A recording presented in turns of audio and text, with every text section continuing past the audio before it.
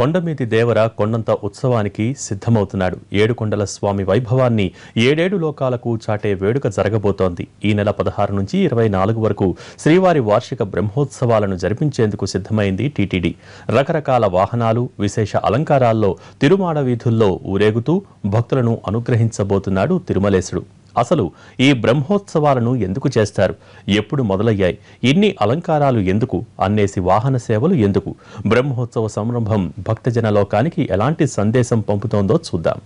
బ్రహ్మోత్సవం ఇది బ్రహ్మోత్సవం, బ్రహ్మాండ నాయకుని బ్రహ్మోత్సవం, బ్రహ్మోత్సవం ఇది బ్రహ్మోత్సవం. 9 రోజుల ఉత్సవం, 16 రకాల వాహనాల్లో విహారం, వివిధ రూపాల్లో భక్తజన కోటికి అనుగ్రహం. బ్రహ్మోత్సవాలు జరిగే 9 రోజులు వెంకటాద్రి వైభవాన్ని కళ్ళారా చూడాలే తప్ప మాటల్లో చెప్పేది కాదు, మామూలుగా వర్ణించేది కాదు. కొలిచిన వారికి కొంగు బంగారమైన కోనేటి రాయుడికి జరిగే ప్రతి సేవలోనూ ఒక ప్రత్యేకత ఉంది. అంతర్లీనంగా మానవాళికి సందేశం ఉంది. శ్రీనివాస గోవింద, శ్రీ వెంకటేశ గోవింద, శ్రీనివాస గోవింద, శ్రీ వెంకటేశ గోవింద. నిత్యోత్సవాలు, వారోత్సవాలు, పక్షోత్సవాలు, మాసోత్సవాలు, ఇలా 7 కొండల మీద నిత్య కళ్యాణం పచ్చతోరణమే. శ్రీనివాస వైభవం వర్ణనాతీతమే. గోవింద గోవింద గోవింద, గోవింద హరి గోవింద, గోకుల నందన గోవింద, గోవింద హరి గోవింద, గోకుల నందన గోవింద.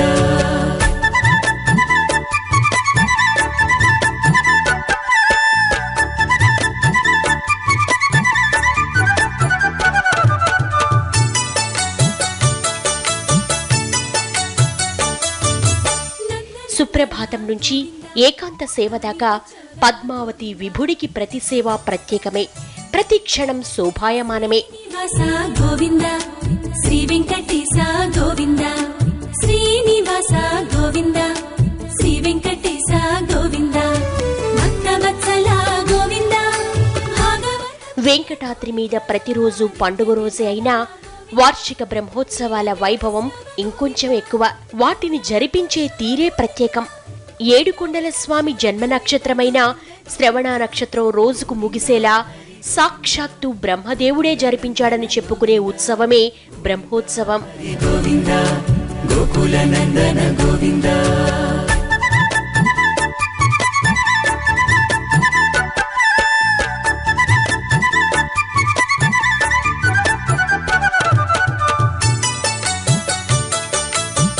వెంకటాచల క్షేత్రంలో వెలిసిన తొలి రోజుల్లోనే లోక కళ్యాణం కోసం వైభవంగా ఉత్సవాలను నిర్వహించమని సాక్షాత్తు శ్రీనివాసుడే బ్రహ్మదేవుడికి ఆదేశించాడని, ఆయన ప్రారంభించాడు గనుకనే వీటిని బ్రహ్మోత్సవాలంటారన్నది పురాణ కథనం. ప్రారంభమైన నాటి నుంచి నేటి వరకు నిరాటంకంగా 9 రోజుల పాటు బ్రహ్మోత్సవాలు జరుగుతూనే ఉన్నాయి. ఏ ఏటికా ఏడు భక్తులు పెరుగుతూ ఉత్సవ శోభ రెట్టింపవుతూనే ఉంది. గోవింద హరి గోవింద, గోకుల నందన గోవింద, గోవింద హరి గోవింద, గోకుల నందన గోవింద.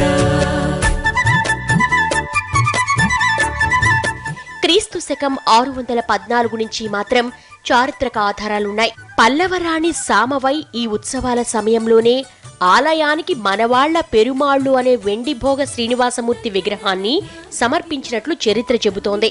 అప్పట్లో వివిధ రాజ్యాల మహారాజులు, మహారాణులు శ్రీవారిని దర్శించుకుని విలువైన కానుకలు సమర్పించి అప్పటి కాలానుగుణంగా రకరకాల సేవల్ని ప్రవేశపెట్టారు.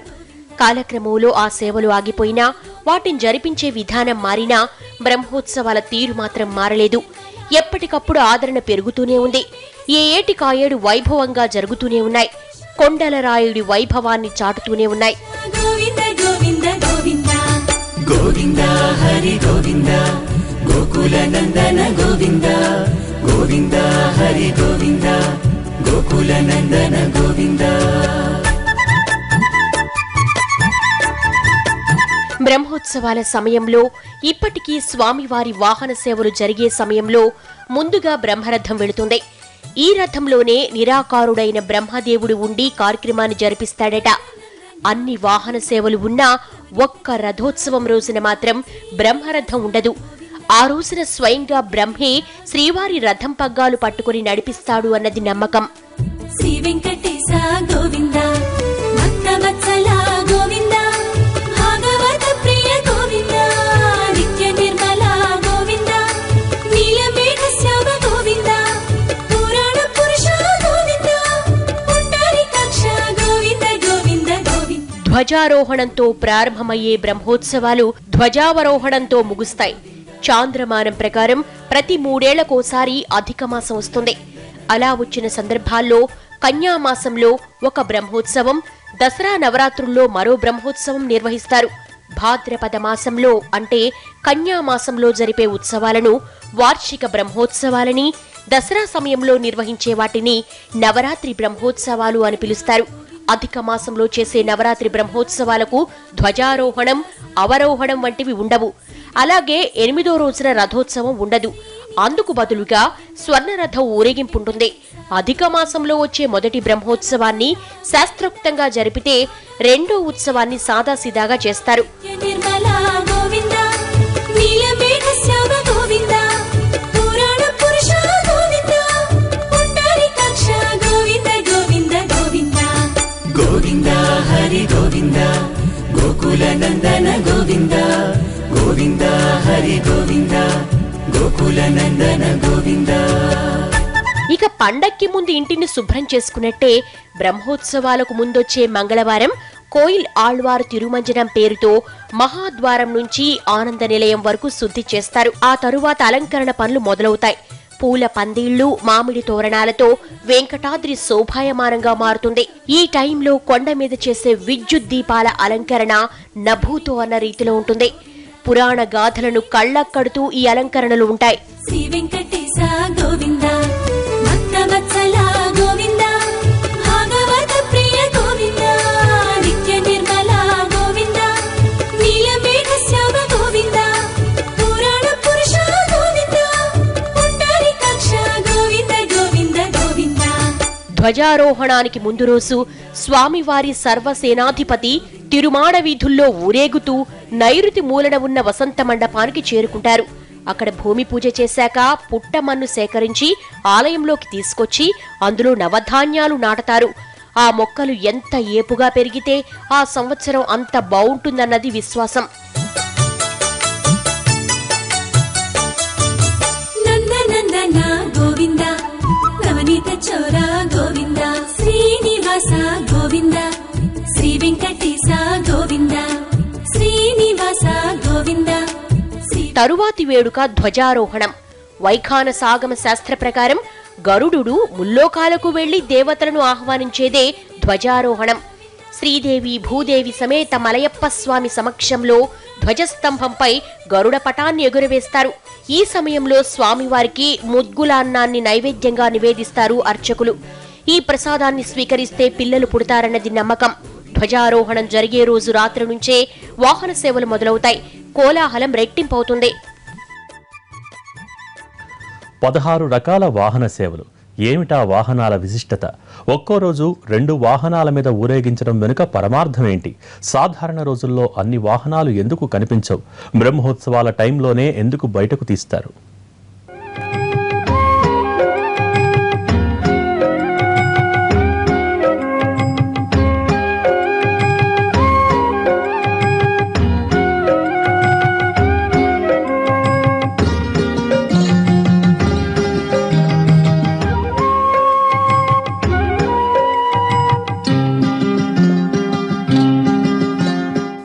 బ్రహ్మోత్సవాలలో మొదటి రోజు స్వామి ఊరేగేది పెద్ద శేషవాహనం మీద. ఆదిశేషుడు శ్రీహరికి అత్యంత సన్నిహితుడన్నది పురాణ కథనం. రామావతారంలో లక్ష్మణుడిగా, కృష్ణావతారంలో బలరాముడిగా, శ్రీమన్నారాయణుడికి తోడుగా ఉన్న ఆదిశేషుడు కలియుగంలో గోవిందరాజస్వామి రూపంలో స్వామివారికి సన్నిహితంగా ఉంటారట. అందుకే ఆదిశేషుణ్ణి తన తొలి వాహనంగా చేసుకున్నాడట శ్రీనివాసుడు. ఈ వాహన సేవను చూస్తే మనుషుల్లో మానవత్వం పెరుగుతుందని, పరమపదం సిద్ధిస్తుందని నమ్మకం.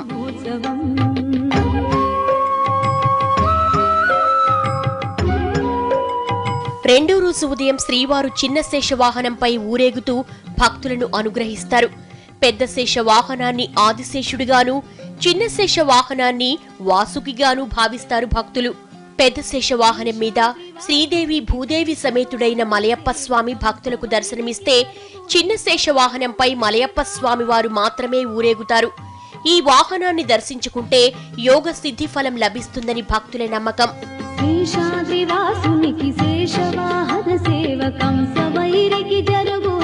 రెండో రోజు రాత్రి మలయప్ప స్వామి వారు వీణాపాణి అయిన సరస్వతి అవతారంలో హంస వాహనంపై విహరిస్తారు.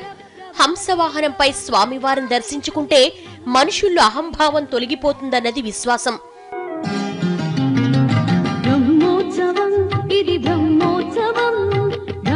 మూడో రోజు ఉదయం స్వామివారు సింహవాహనంపై ఊరేగుతూ భక్తులను అనుగ్రహిస్తారు. అనంత తేజోమూర్తి అయిన శ్రీనివాసుడు రాక్షస మనస్కులకు సింహ స్వప్నమన్నది దీని ఉద్దేశ్యం. ధర్మ రక్షణ కోసం నృసింహ అవతారమెత్తిన విష్ణుమూర్తి ఈ ఉత్సవాల్లో సింహాన్ని అధిష్ఠించడం దుష్ట శిక్షణకు సంకేతమన్నది విశ్వాసం.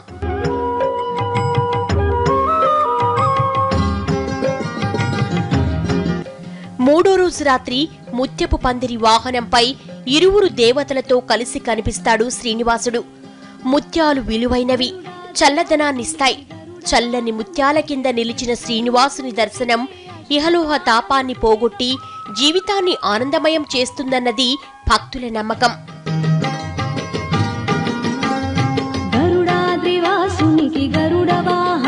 నాలుగో రోజు శ్రీనివాసుడు శ్రీదేవి భూదేవి సమేతుడై కల్పవృక్ష వాహనంపై ఊరేగుతారు. ప్రకృతికి శోభనిచ్చేవి చెట్లు, వాటిలో మేటి కల్పవృక్షం.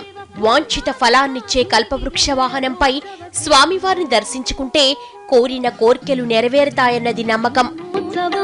ఇది బ్రహ్మోత్సవం, బ్రహ్మాండ నాయకుని బ్రహ్మోత్సవం, బ్రహ్మోత్సవం, ఇది బ్రహ్మోత్సవం. నాలుగో రోజు రాత్రి శ్రీవారు సర్వభూపాల వాహనంపై విహరిస్తూ భక్తులకు దర్శనమిస్తారు. పాలకులంతా శ్రీవారిని తమ భుజాల మీద మోస్తారని, అలా స్వామివారిని సర్వభూపాల వాహనంపై దర్శించుకుంటే రాజ్యసుఖ ప్రాప్తి కలుగుతుందని భక్తుల విశ్వాసం. బ్రహ్మోత్సవం, ఇది బ్రహ్మోత్సవం, బ్రహ్మాండ నాయకుని బ్రహ్మోత్సవం. ఇక ఐదో రోజు ఉదయం ఆపద మొక్కులవాడు మోహిని అవతారంలో శృంగార రసాధిదేవతగా భక్తులకు దర్శనమిస్తారు. బ్రహ్మోత్సవాలలో అన్ని వాహనాల ఊరేగింపు వాహన మండపం నుండి ప్రారంభమైతే, ఒక్క మోహిని అవతారం మాత్రం శ్రీవారి ఆలయం నుండి ప్రారంభమవుతుంది. బంగారు తిరుచీపై మోహిని అవతారంలో స్వామివారు, పక్కనే దంతపు పల్లకీపై కృష్ణుడిగా మరో రూపంలో వెలుపలికొచ్చి మాడవీధుల్లో విహరిస్తారు. విశ్వమంతా తన మాయా విలాసమని, తనకు భక్తులైన వారు ఆ మాయను సులభంగా దాటగలుగుతారన్నది మోహిని అవతారం చెప్పే సందేశం. ఇది బ్రహ్మోత్సవం, బ్రహ్మాండ నాయకుని బ్రహ్మోత్సవం. ఇక బ్రహ్మోత్సవాలలో అతి ప్రధాన ఘట్టం ఐదో రోజు జరిగే గరుడ సేవ. ఆ రోజున కనీసం 5 లక్షల మంది భక్తులు కొండకు చేరుకుంటారు.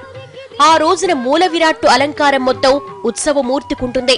శ్రీ వల్లి పుత్తూరు దేవస్థానం తరపున తులసి మాలలు, చెన్నై భక్తులు సంప్రదాయబద్ధంగా సమర్పించే నూతన గొడుగులను స్వామివారికి అలంకరిస్తారు. గరుడ వాహన సేవను దర్శించుకున్న భక్తులకు జ్ఞానం, వైరాగ్య ప్రాప్తి కలుగుతుందన్నది భక్తుల విశ్వాసం.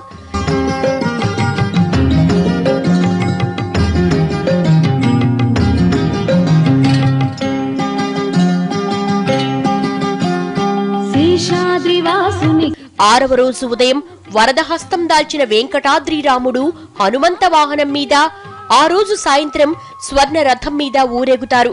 74 కేజీల బంగారం, 2900 కేజీల రాగి, 25 టన్నుల చెక్కతో తయారు చేసిన స్వర్ణ రథం మీద ఇరువురు దేవేరులతో కలిసి మెరుస్తారు స్వామివారు. రాత్రికి గజవాహనంపై విహరిస్తూ భక్తులకు దర్శనమిస్తారు. 7వ రోజు ఉదయం సూర్యప్రభ, చంద్రప్రభ వాహనాల మీద విహరిస్తూ దర్శనమిస్తారు. బ్రహ్మోత్సవం, ఇది బ్రహ్మోత్సవం, బ్రహ్మాండ నాయకుని బ్రహ్మోత్సవం, తిరుమలేసుని కాంచు దివ్యో. 8వ రోజు ఉదయం రథోత్సవం ప్రారంభమవుతుంది.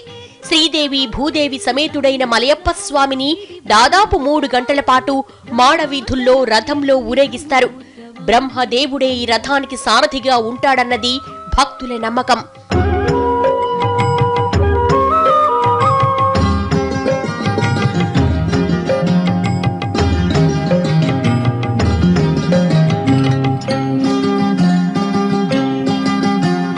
గరుడాద్రివాసునికి గరుడ వాహన సేవ విశ్వరు 8వ రోజు రాత్రి కల్కి అవతారంలో శ్రీవారు అశ్వవాహనంపై ఊరేగుతూ భక్తులకు దర్శనమిస్తారు. బ్రహ్మోత్సవాలలో స్వామివారి చివరి వాహన సేవ అశ్వవాహనం. కలియుగాంతంలో కల్కి అవతారంలో స్వామివారు దుష్ట సంహారం చేస్తారని పురాణాలు చెబుతున్నాయి. ఇక చివరిది చక్రస్నానం. 9వ రోజు ఉదయం శ్రీవారు పుష్కరిణిలో జరుగుతుంది. ఆ రోజు వేకువజామున శ్రీదేవి భూదేవి సమేతుడైన మలయప్ప స్వామితో చక్రతాళ్వారుడు మాడవీధుల్లో ఊరేగింపుగా వరాహస్వామి ఆలయం వద్ద ఉన్న పుష్కరిణి దగ్గరకు తీసుకొస్తారు. స్నపన తిరుమంజనం తర్వాత స్నానం చేయిస్తారు. నాయకుని బ్రహ్మోత్సవం బ్రహ్మోత్సవం ఇది బ్రహ్మోత్సవం ఇక చిట్ట చివరి ఘట్టం ధ్వజారోహణం. తొలి రోజు ధ్వజస్తంభం మీదకి ఎగరేసిన గరుడ పటాన్ని ఉత్సవాల ముగింపు సూచకంగా కిందికి దించుతారు. ఆగమ శాస్త్రోక్తంగా జరిగే ఈ కార్యక్రమంలో బ్రహ్మోత్సవ సంరంభం ముగుస్తుంది.